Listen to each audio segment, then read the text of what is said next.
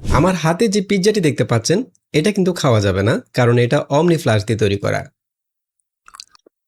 এবং এই যে পাখিটি দেখতে পাচ্ছেন এটাও কিন্তু রিয়েল কোনো পাখি না, এটা হচ্ছে আমার চশমা। এবং পেছনে যে ব্যাকগ্রাউন্ডটি দেখতে পাচ্ছেন এটাও কিন্তু অমনি ফ্লাশ দিয়ে চেঞ্জ করা। এভাবে ভিডিওতে যে কোনো ক্রিয়েটিভ এডিট খুবই সহজে করে ফেলতে পারবেন গুগল ফ্লো ব্যবহার করে। প্রথমে ক্রোম ব্রাউজার থেকে গুগল ফ্লোতে চলে যাব এবং এখানে আমাদের জিমেল অ্যাকাউন্টটা দিয়ে সিম্পলি সাইন ইন করে ফেলবো। এরপর একটা নিউ প্রজেক্ট নেব, দেন এখানে প্লাসে ক্লিক করে যে ভিডিওটা এডিট করতে চাচ্ছি সেই ভিডিওটাকে আপলোড করব। ফর এক্সাম্পল আমি এখান থেকে এই ভিডিওটা আপলোড করলাম।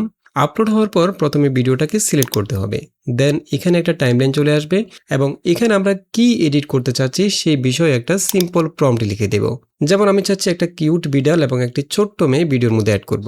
তো আমি প্রম্পটের মধ্যে সেটা উল্লেখ করে দিলাম যে যুবকটি কথা বলার সময় হঠাৎ একটা বিড়াল লাফ দিয়ে এসে কাঁধের উপরে বসবে এবং 1 সেকেন্ড পরে একটা ছোট্ট মেয়ে এসে বিড়ালটাকে নিয়ে যাবে, দেন সেন্ডে ক্লিক করব।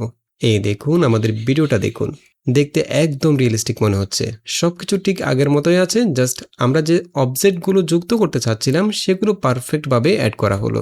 একইভাবে আমি এখান থেকে আরেকটা ভিডিও সিলেক্ট করলাম। এখানে আমি চাচ্ছি আমার হাতের উপরে একটা পিজ্জা থাকবে, তো সেটা আমি প্রম্পটের মধ্যে লিখে দিলাম, দেন সেন্ডে ক্লিক করব। আমার হাতে যে পিজ্জাটি দেখতে পাচ্ছেন এটা কিন্তু খাওয়া যায়। এই দেখুন একদম পারফেক্ট ভাবে একটা পিজ্জা হাতের উপরে অ্যাড করা হয়েছে, অসাধারণ।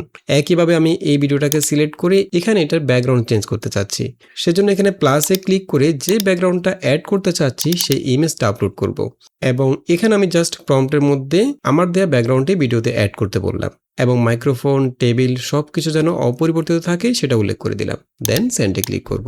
এই দেখুন একদম রিয়েলিস্টিক ভাবে আমাদের ব্যাকগ্রাউন্ডটা চেঞ্জ হয়ে গেল, মনেই হচ্ছে না যেটা পরিবর্তন করা হয়েছে। তো পুরো টিউটোরিয়াল দেখতে আমাদের ইউটিউব চ্যানেল থেকে এই ভিডিওটি দেখে নিতে পারেন।